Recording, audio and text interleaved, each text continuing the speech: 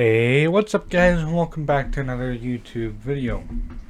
Now, I decided to put this video up on YouTube, even though it was just meant to be a class project, something I privately shared to my instructor. But, I thought, well, what if there's some guy out there who wanted to learn more about this stuff but couldn't for whatever reason? So that's why I'm putting it on YouTube. Now, I've been learning about cellular respiration and photosynthesis. Not specifically in that order. So I chose a plant cell because both processes occur in a plant cell. Now I apologize for starting off so basic. I apologize to my instructor in case there are possible periods of silence, because it's one of two things. It's either A, me desperately trying to figure out the words to say, or B, it's because I edited out me saying your name. So I apologize in advance for that. I also apologize to that very same instructor on the fact that it could very well turn out to be him watching a 45-minute video. And I also apologize to the person who shall remain nameless that I involved in this process of editing for also having to possibly watch a 45-minute or longer video. With that in mind, let us finally get into it. Okay, so let me start off with little basic cell anatomy. Forget everything you see here with the exception of chloroplast, mitochondria, and cytoplasm, because those are the three we're going to be focusing on today. In the chloroplast, we have light-dependent reactions occurring. In the chloroplast, there is the grana and the stroma. The grana are just stacks of what are called thylactoid discs, which is basically just a cheesecloth over a cylindrical surface. The stroma is just bioplasmic discharge, at the risk of sounding stupid, or more simply and generally, goop. The mitochondria, this is a very poor design, but the mitochondria has two major parts that we're going to talk about in terms of where the process take place and what's happening. We're going to call this brown part the mitochondria matrix, and we're going to call this pinkish part the intermembrane space. So I want you, if you guys got a little notepad, write that down. And the cytoplasm is just that. It's the cytoplasm. Okay. Let's get into this. This is a very poor drawing, a very poor diagram of me frantically writing this down in class after missing 3 days of school due to cold weather or a bowling tournament. PSI, PS with a Roman numeral, and PS2, or PSII, are Photosystems 1 and Photosystems 2, respectively. Interesting side note, they were named in the order in which they were discovered, not the order in which the reactions take place. So please ignore the rustling as I get my papers together so I have a little bit of a better light here. Okay, so this is a thylactoid disc. But simply, we're just going to call it a thylakoid disk, but in actuality, it's more like a stack of thylakoid disks. Anyway, light, solar radiation, solar energy, electricity, hits this thylakoid disk and supercharges an electron. Now, to put simply, an electron is a very, very tiny small piece of electricity. Now, this electron here needs to be replenished, or otherwise this system will shut down. So what this does is it breaks down a water molecule into hydrogen, oxygen, and electrons. This electron from here comes into here to replace this electron. The hydrogens from here follow this electron, and the oxygens, well, we're just going to pick those out of a basket, fold them up all nice and neat, and put them in our pocket. This electron goes through the electron transport chain. Now, this is actually here, or more specifically, the drawings here. This electron has extremely high energy when it enters the transport chain, or more accurately, when it powers this hydrogen pump. Now, this hydrogen pump is just a protein. Same with this, except this is a different protein called an enzyme. This hydrogen pump pumps hydrogens from basically one part of the stroma into a different part of the stroma. In fact, I believe it actually goes from the disk to the stroma in this process. But this gradient here is a 1,000 to 1 ratio. So for every one hydrogen that's sitting on a thylakoid disk, there are thousands, or rather 1,000, sitting in the stroma. Now, I want you to think of your plumbing system in your house for a second. Especially if you have a well. Now, when your well pumps water, it's pumping upward. And all that water gets stored in the tanks in your house. Well, what happens, for instance, if that well stops pumping water? Well, presumably all the weight of the water will push down on the well and come exploding out into your well. That's not really the case. The actual case is, I know there's a technical term for it, but it's not coming to me. There's basically a backwards valve in your plumbing system. And what it does is it closes when water tries to go back down into your well. And that's pretty much the same thing that's happening here. This closes itself to all these hydrogens, forcing them to go out through this ATP synthase. Now, as I mentioned before, this ATP synthase is a protein, but it's a special protein called an enzyme.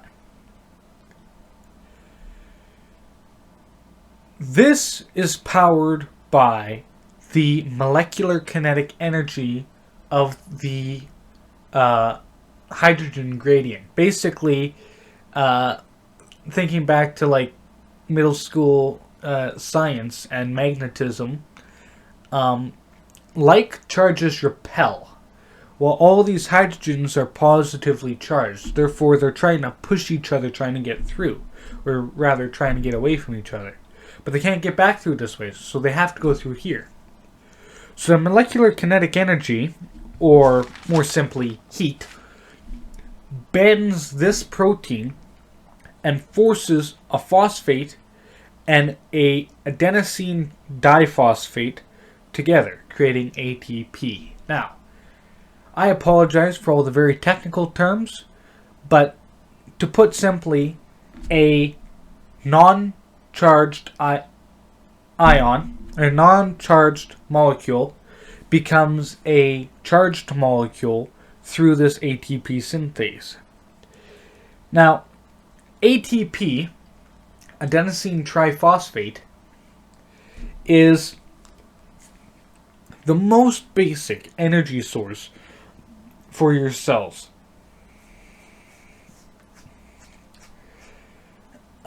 It's a very simple molecule. It's just like a little protein with 3 phosphate groups on it. But each one of those bonds store energy. Now, I'd like you to remember that because it becomes important, especially during cellular respiration. So, of course, this electron here doesn't use quite all of its energy powering this, so it's got to go somewhere. So it comes down here and hops a ride on photosystem 1. Here's the thing though. More light hits photosystem 1, supercharging this electron again. This electron comes up here along with NADP and that hydrogen atom from over here. And this supercharged electron binds with this hydrogen and creates a bond in here, creating NADPH, which is just another source of energy for the cell. Here's the thing though, and it'll make more sense later. NADPH by itself is not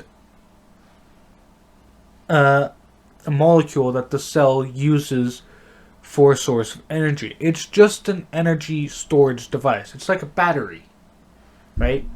You use a 12-volt battery for charging your phone or your laptop or the majority of your handheld devices, whereas the majority of everything else requires 110 volt systems. And this is basically what this is. ATP, to put simply, is your 12 volt power source. And this NADPH is a 110 volt.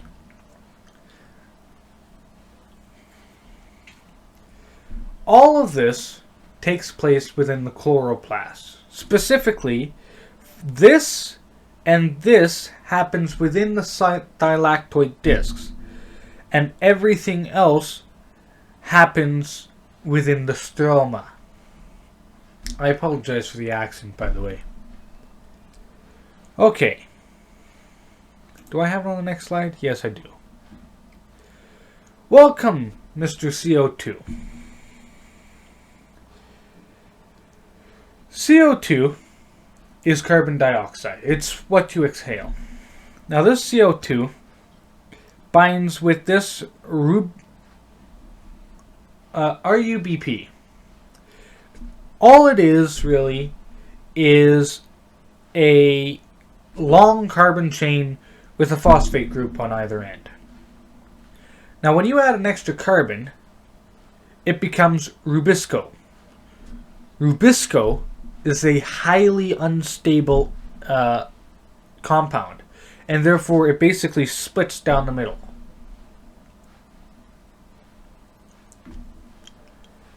Creating 6 of these phosphoglycerate groups.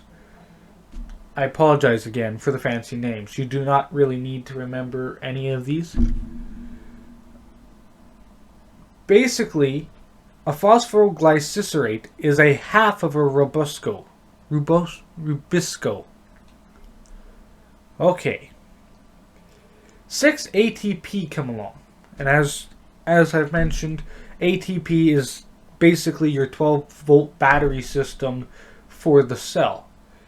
And one of those phosphates splits off and creates this biphosphate glycerate. I'm going to butcher so many of these names, and I apologize for it. I apologize to my teacher, and I apologize to all my very chemist friends, because I'm going to butcher a lot of these names. This then goes along the chain and combines with NADPH, which is your 110 volt. And basically all this does is it puts something on this end of the molecule for the hydrogen to become part of. Now, of course, this isn't to scale. This should technically be happening twice. There should be 6 carbon dioxides, there should be 6 of those, 12 of those, 12 of those, 12 of those, 2 of these, and 10 of those. But simply, one of these glyceride 3-phosphate breaks off and creates glucose. Specifically, 2 of these break off. The other 5 continue on the chain, do a little bit of swapping with some energy and with some different compounds, and brings us right back to here. All it really does is it's a cycle. It comes, what goes around comes around, you know?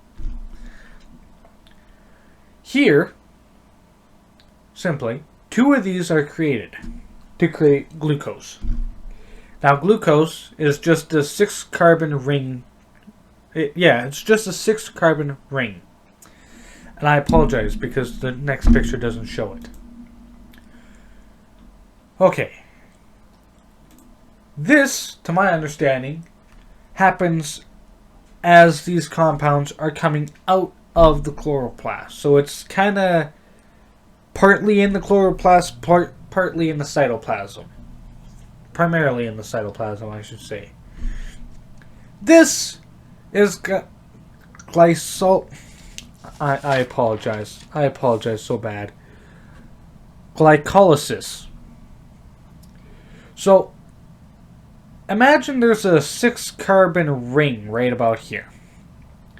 Well, this ATP comes with this 6-carbon ring, does a little swap, and all that energy that's stored in the ATP forces one of those carbons to break off from the rest and creates this.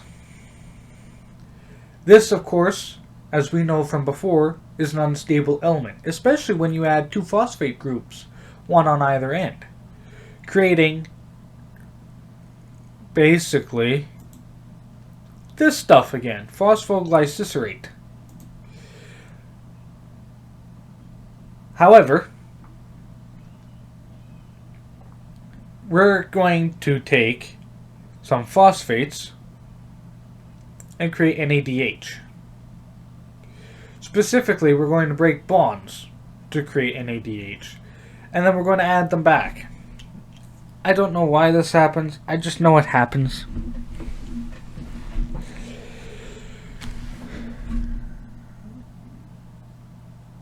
This release of energy creates NADH and more NADH, but it also creates ATP, which, you know, it's like your modern day market. You need money to make money.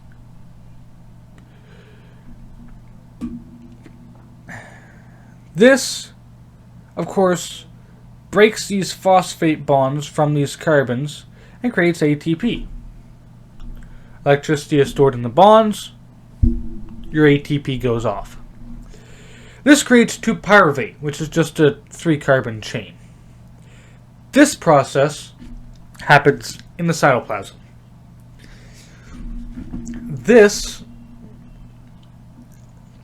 It happens in the cytoplasm, but it's more of a... If you ask me, it should technically be a mitochondria thing because it's happening as it enters. If you were to ask me. However, you know, big groups of scientists say that's not possible. So I'm going to go with their expert opinion. So this pyruvate, which is just a 3-carbon chain, comes through the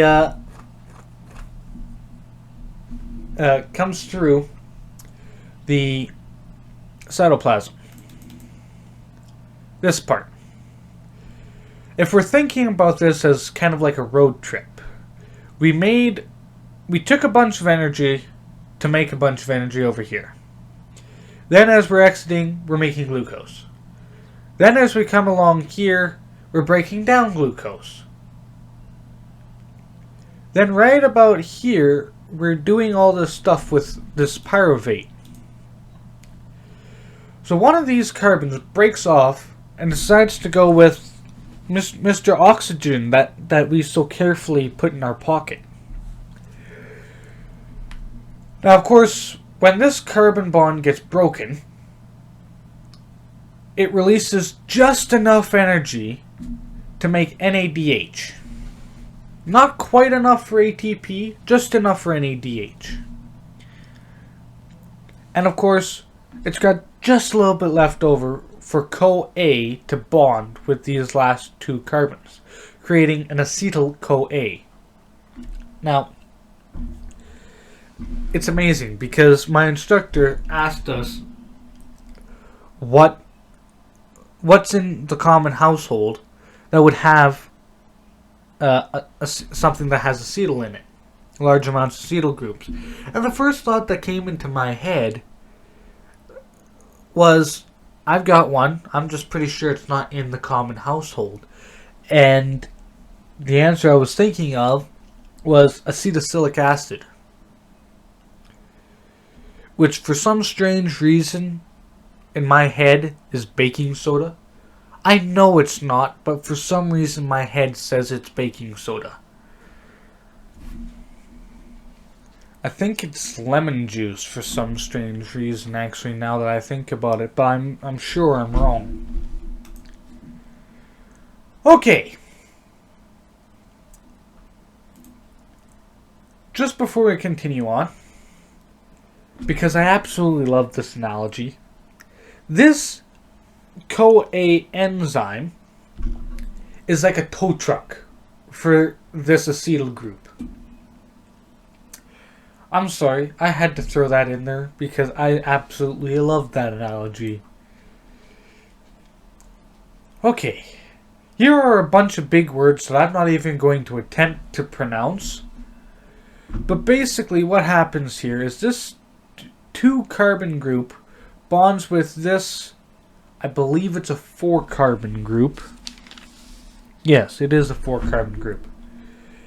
And it goes through this cycle, and each time one of these names changes, it's really what it's doing is it's just rearranging the molecules.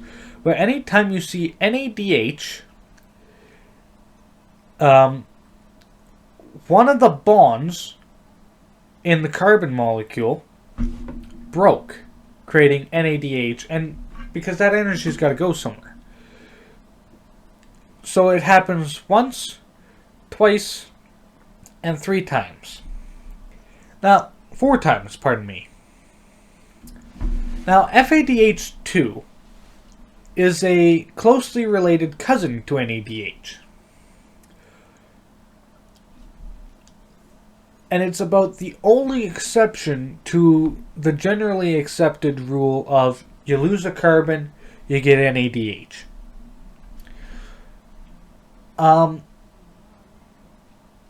And, you know, just because it's interesting to me, and I had to ask my teacher this, I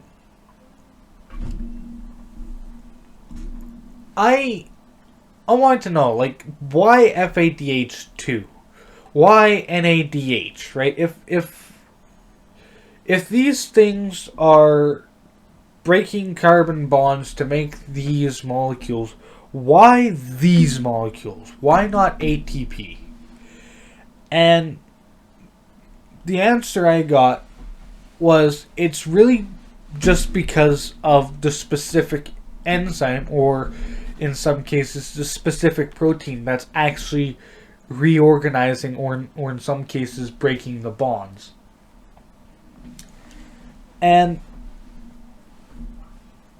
it makes sense, but you know, it kind of doesn't at the same time. I don't know why things evolved the way they did, and I hope to learn. But why wouldn't you evolve ATP? Why wouldn't... Anyway. Through this whole process, it should be right about here between succinyl-CoA and succinate, where you make ATP. Woohoo! Yay for ATP.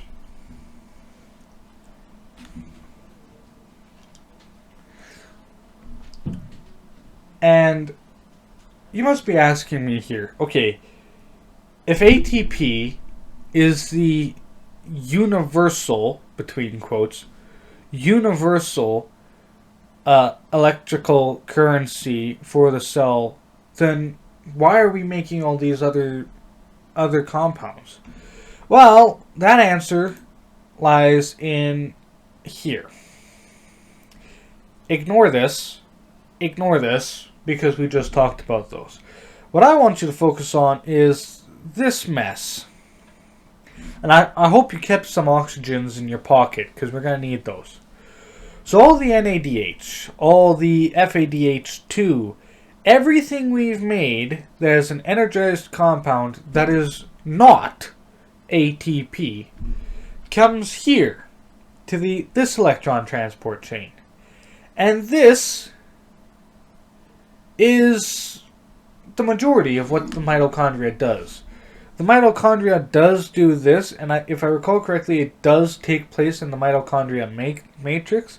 This also does, but it's got a little bit, it's a little bit more complicated than just saying that.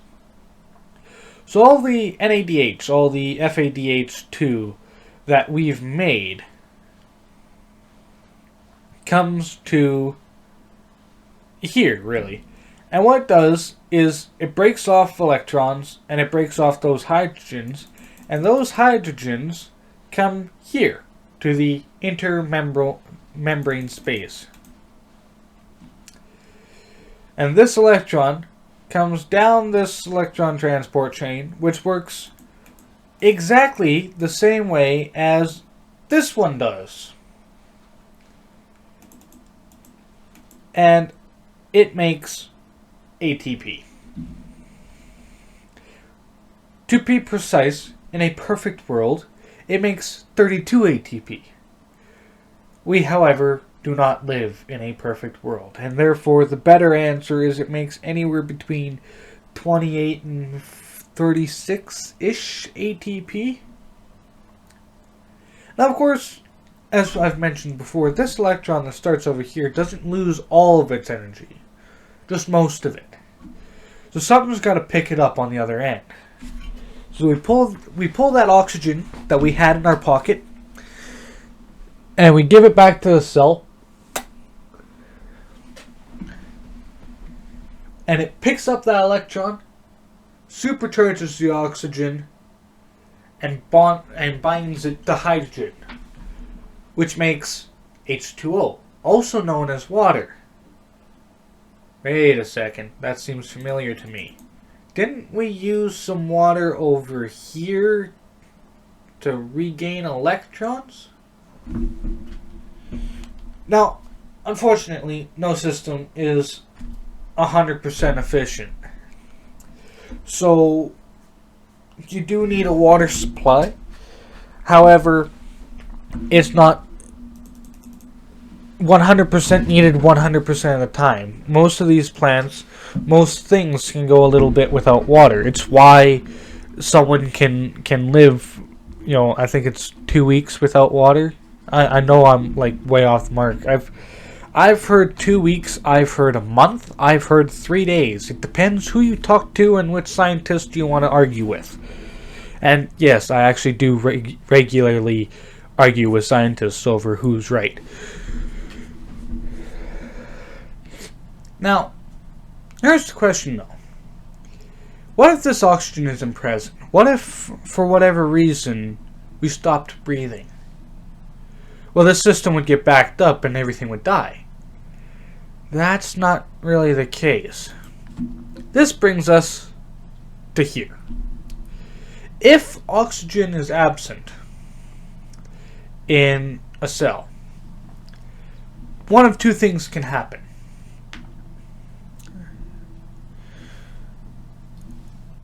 Either A,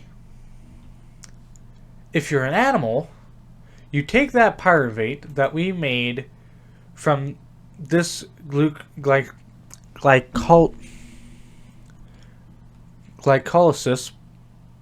yes, glycolysis thing, and you take a little bit of that NADH that we made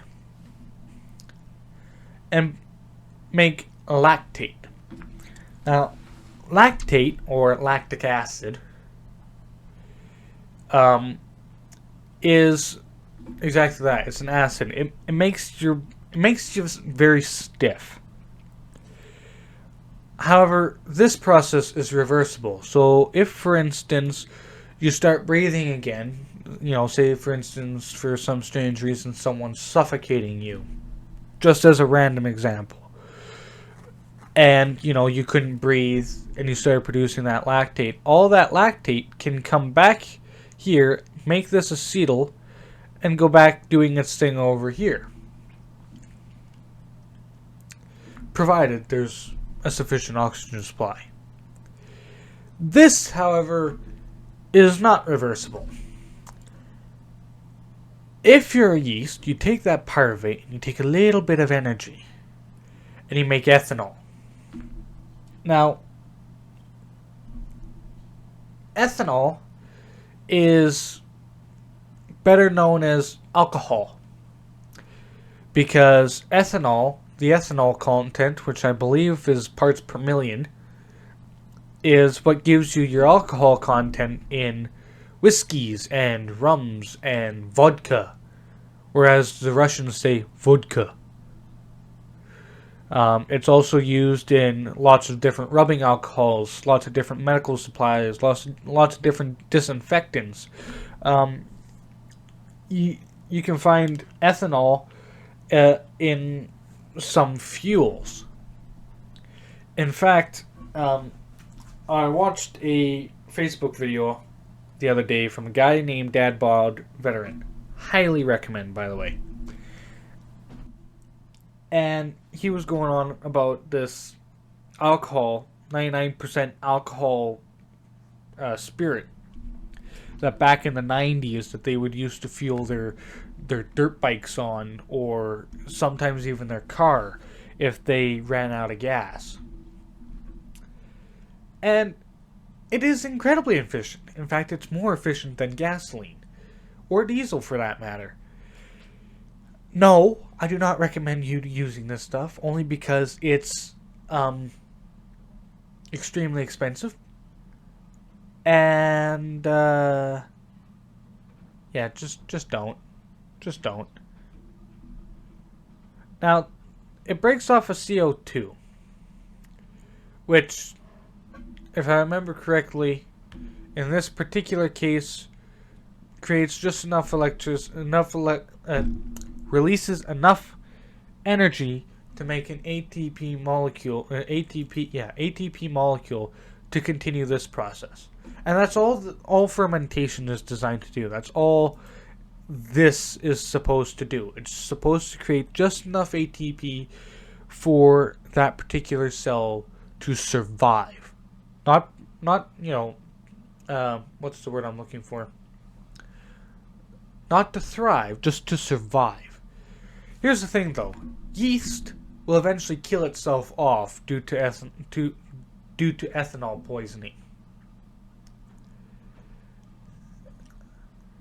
Now, I believe that's it, but let me consult the notes. Yes. I forgot about this one, even the first take. So you know how cells, particularly plant cells, are green. Well, plant cells are green because green is the spectrum of light in which they do not absorb. Basically speaking, think of it like a computer. In a computer, you have what are called RGB, which is just red light, blue light, or green light. Not specifically in that order. But if you have all three of those different color combinations, you can make any kind of color in the world, in the galaxy, in the universe. But if you ignore the green spectrum if you do not absorb green, then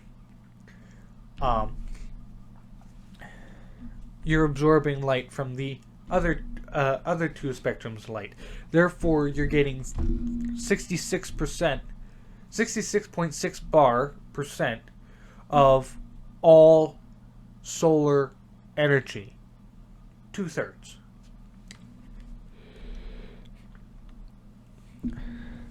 So, as I mentioned, this happens, if I remember correctly, in the stroma. This happens, if I remember correctly, in the stroma. Anything you see a disc-like structure happens in the grana.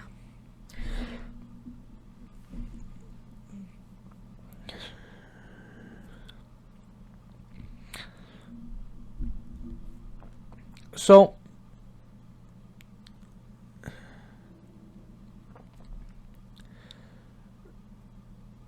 ATP and NADPH are used to reduce carbon, which that basically means it's supposed to add a negative charge.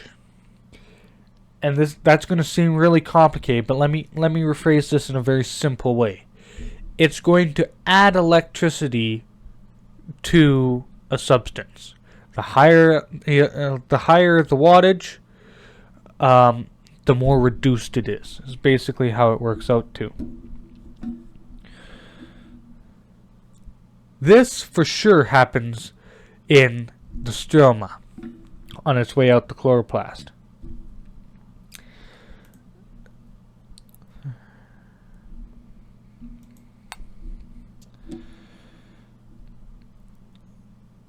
So all this really is just breaking the bonds, rearranging molecules, and what it does is it releases energy by breaking bonds. Is the simplest thing to say, because that's really all it does. This happens inside the It's happening inside the cytoplasm. And this, if you were to ask me, it happens in the mitochondria because it's happening just as it's going in. But in actuality, it really is still in the cytoplasm. So NADH and FADH2 have a bunch of energy stored in the bonds via electrons, electricity. And therefore, when that electricity is released, it's got to go somewhere. So, where does it go? ATP.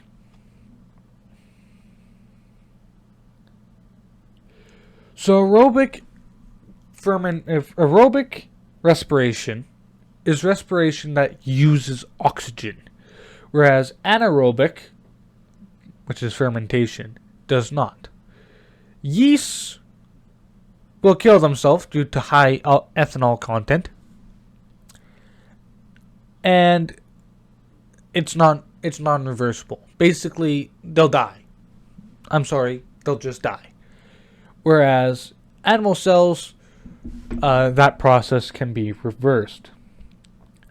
Now, as I mentioned before, ATP is quite simply the cell's electrical currency, or more simply, its 12-volt system. And I say that because there are some things in which you require NADP. NADPH, I'm sure of it. Right here. NADPH is like your 110 system. 110 volt. Whereas your ATP is like your 12-volt system.